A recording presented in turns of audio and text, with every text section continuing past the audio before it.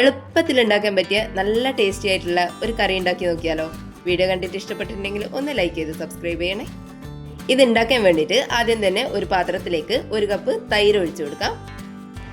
ഇനി ഈ തൈര് ഒരു സ്പൂണോ അല്ലെങ്കിൽ വിസ്കോ വെച്ചിട്ട് നന്നായിട്ടൊന്ന് അടിച്ചെടുക്കാം. അല്ലെങ്കിൽ ഒന്ന് മിക്സിയിലിട്ടിട്ട് ഒന്ന് അടിച്ചെടുത്താലും മതിയാവും. ഇതുപോലെ നന്നായിട്ട് കട്ടകളൊന്നും ഇല്ലാണ്ട് ഒന്ന് ഉടച്ചെടുക്കാം.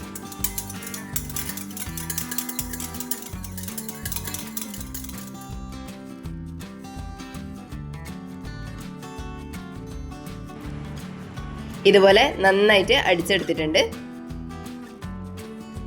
ഇനി ഒരു ചട്ടിയിലോ അല്ലെങ്കിൽ ഏതെങ്കിലും ഒരു പാത്രത്തിൽ വെളിച്ചെണ്ണ ഒന്ന് ചൂടാകാൻ വേണ്ടിയിട്ട് വെക്കുക.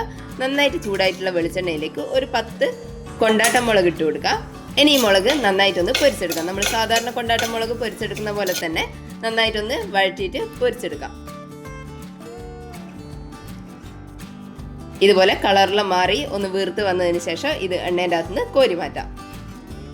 ഇനി അതേ എണ്ണയിലേക്ക് തന്നെ കുറച്ച് കടുക് ഇട്ടിട്ട് ഒന്ന് പൊട്ടിച്ചെടുക്കാം. കടുകൊന്ന് പൊട്ടി വരുന്ന സമയത്ത് അതിൻ്റെ അകത്തേക്ക് കുറച്ച് ഉലുവ കൂടി ഇട്ട് കൊടുക്കാം.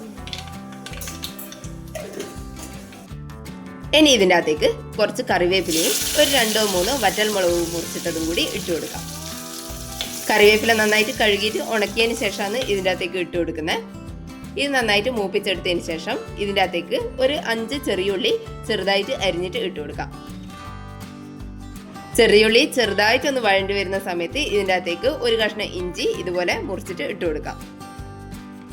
ഇനി ചെറിയുള്ളിൻ്റെ കളറെല്ലാം മാറി ഒരു ബ്രൗൺ കളർ ആകുന്നവരെ ഇതുപോലെ തന്നെ ഒന്ന് വഴറ്റി കൊടുക്കാം.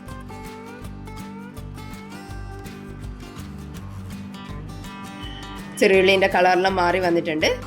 ഇനി ഇതിനകത്തേക്ക് ഒരു 1/4 ടീസ്പൂൺ മഞ്ഞൾപ്പൊടി ഇട്ട് കൊടുക്കാം. ഇനി ഇതൊന്നുകൂടി നന്നായിട്ട് വഴറ്റിയെടുക്കാം.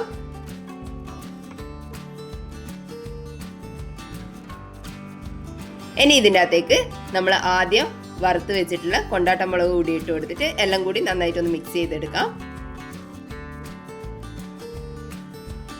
ഇനി ഫ്ലെയിം ഒന്ന് ഓഫ് ചെയ്തതിന് ശേഷം നമ്മൾ അടിച്ചു വെച്ചിട്ടുള്ള തൈര് ഇതിൻ്റെ അകത്തേക്ക് ഒഴിച്ചു കൊടുക്കാം.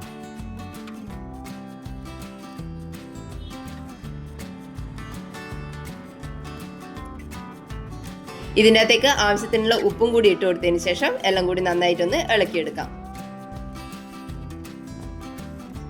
ഇത്രയേ ഉള്ളൂ, നമ്മളെ കൊണ്ടാട്ടം തൈര് കറി റെഡി ആയിട്ടുണ്ട്. വെറും 5 മിനിറ്റ് കൊണ്ട് ഉണ്ടാക്കിയെടുക്കാൻ പറ്റുന്ന ഒരു അടിപൊളി കറിയാണ്. നല്ല ടേസ്റ്റി ആയിട്ടുള്ള കറിയാണ്. പെട്ടെന്ന് ഉണ്ടാക്കിയതുകൊണ്ട് ടേസ്റ്റിൽ ഒരു കുറവില്ല. നല്ല അടിപൊളി കറിയാണ്. എല്ലാവരും ഒന്ന് ഉണ്ടാക്കി നോക്കിയിട്ട് അഭിപ്രായം ഒന്ന് കമന്റ് ചെയ്യണേ. വീഡിയോ കണ്ടിട്ട് ഇഷ്ടപ്പെട്ടിട്ടുണ്ടെങ്കിൽ ഒന്ന് ലൈക്ക് ചെയ്ത് സബ്സ്ക്രൈബ് ചെയ്യണേ. താങ്ക്